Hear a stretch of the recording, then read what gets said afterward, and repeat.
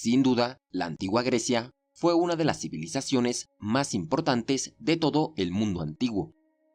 Sus ciudades-estado alcanzaron una notable fuerza militar y pronto se convirtieron en lugares sumamente prósperos. Pero no solo esto, pues también algunas polis griegas fueron importantes centros culturales en los que florecieron las artes, la ciencia y el conocimiento. De hecho, muchas de las contribuciones de la antigua Grecia siguen vigentes hoy en día y a lo largo de la historia han sido fundamentales para la construcción de la civilización occidental. De todas sus contribuciones, sin lugar a dudas, una de las más sobresalientes fue la filosofía, una disciplina que busca estudiar las cuestiones más básicas y profundas del universo y la existencia humana. La palabra filosofía es un término de origen griego que literalmente significa amor a la sabiduría. Esta disciplina surgió alrededor del siglo VI a.C., en las colonias jónicas de los griegos ubicadas en Asia Menor.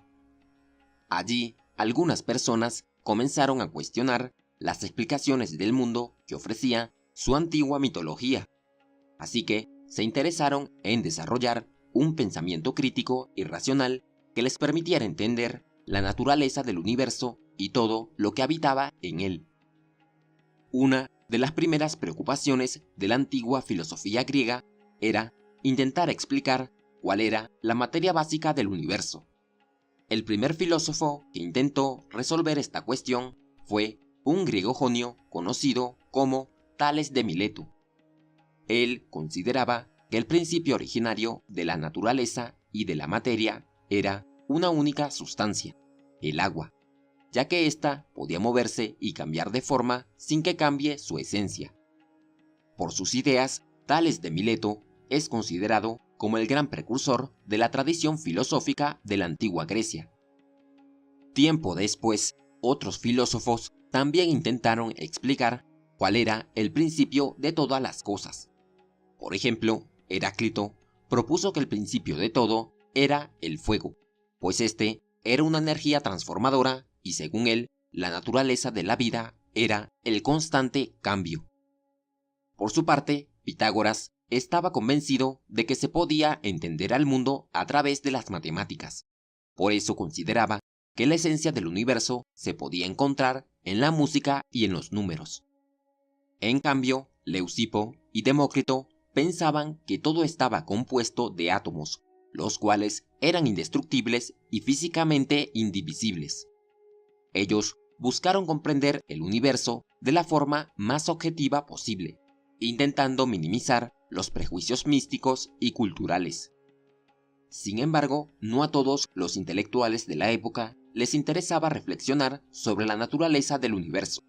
También existía un grupo de pensadores que creía que reflexionar sobre esto era inútil, ya que el entendimiento del universo estaba más allá de la mente humana. Estos grupos de pensadores eran conocidos como los sofistas.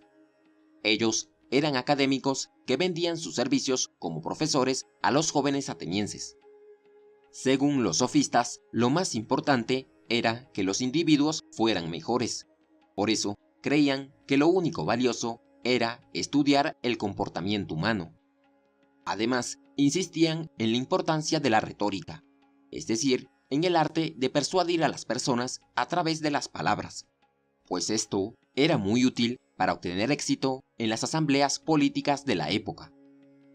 Muchas personas consideraban que las ideas y las prácticas de los sofistas eran un peligro para las tradiciones de Atenas, así que comenzaron a cuestionarlas. Uno de los que criticó las prácticas de los sofistas fue el filósofo ateniense Sócrates, quien es considerado por muchos como uno de los filósofos más grandes de la historia universal. Sócrates no dejó nada escrito, pero conocemos sus ideas gracias a los documentos que escribieron sus discípulos, especialmente Platón. Sócrates dedicó una buena parte de su vida a la enseñanza de la filosofía, pero, a diferencia de los sofistas, él no lo hacía por una paga, sino porque creía que el objetivo de la educación era mejorar a las personas. Sócrates educó a sus alumnos a través de un método de enseñanza que lleva su nombre, el método socrático. Dicho método consistía en una serie de preguntas y respuestas que llevaban a los estudiantes a entender las cosas por sí solos, haciendo uso de la razón. Y es que Sócrates consideraba que la verdadera sabiduría residía en cada persona, así que solo se necesitaba un examen crítico para descubrirla. Sin embargo, las prácticas y el pensamiento crítico de Sócrates no fueron bien vistos por algunas autoridades atenienses, quienes lo acusaron de corromper a los jóvenes con sus enseñanzas y lo sentenciaron a muerte. Aunque a Sócrates le ofrecieron la posibilidad de huir, él se negó y obedeció la decisión de las autoridades. Así, en el año 399 a.C., Sócrates murió, luego de ingerir cicuta. Uno de los discípulos de Sócrates fue Platón, quien, para muchos, es el filósofo más destacado de toda la historia. Y es que su pensamiento filosófico será vital para el desarrollo de la civilización occidental y sus ideas seguirán siendo debatidas durante miles de años. Uno de los temas que preocupaba a Platón era conocer cuál era la esencia del mundo real.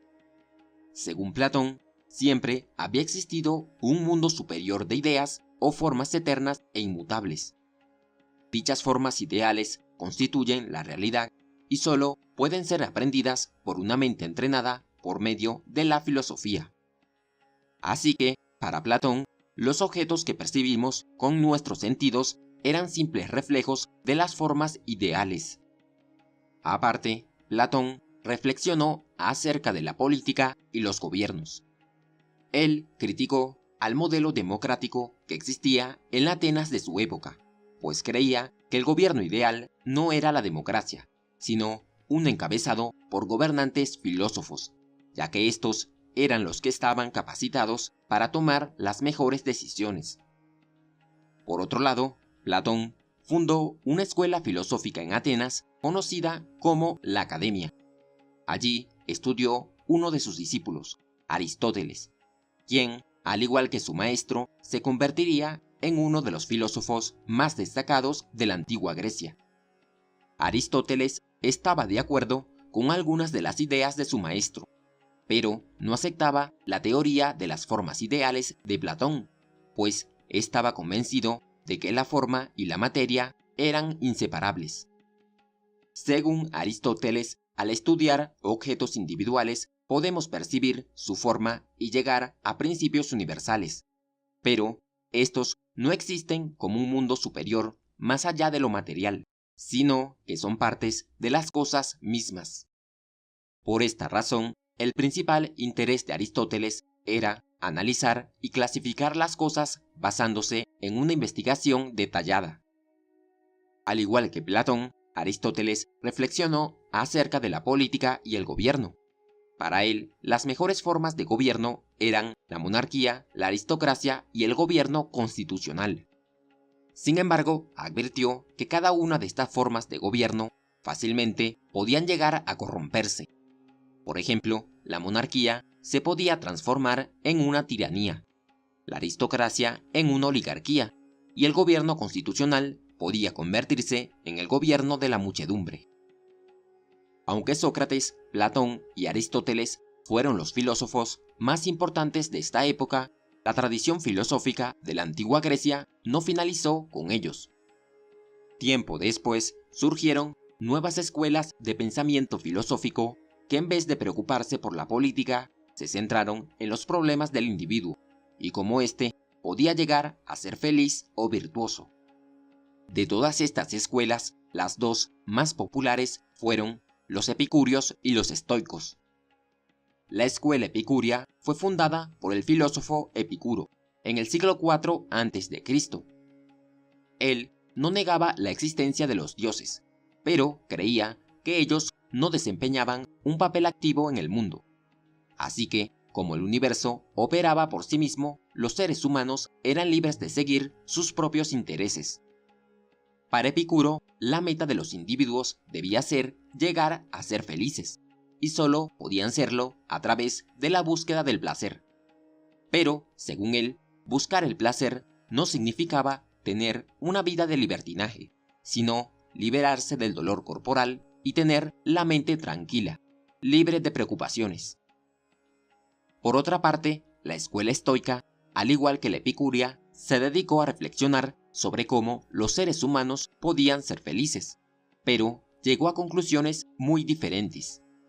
Los estoicos pensaban que la felicidad era el bien supremo de los seres humanos y que ésta solo se puede alcanzar manteniendo una vida virtuosa. Es decir, que para los estoicos, los humanos solo pueden ser felices cuando deciden vivir en armonía con la voluntad divina.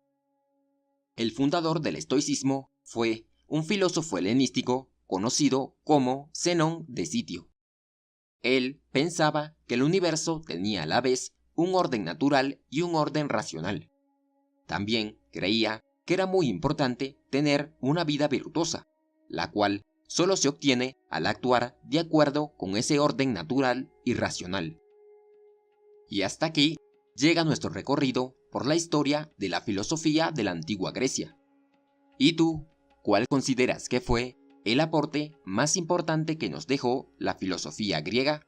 Escríbenos tu opinión abajo en los comentarios. Si te gustó el video, no olvides dejarnos un like y suscríbete al canal para que no te pierdas los próximos videos. Gracias, nos veremos en un siguiente recorrido por este cuaderno de historia.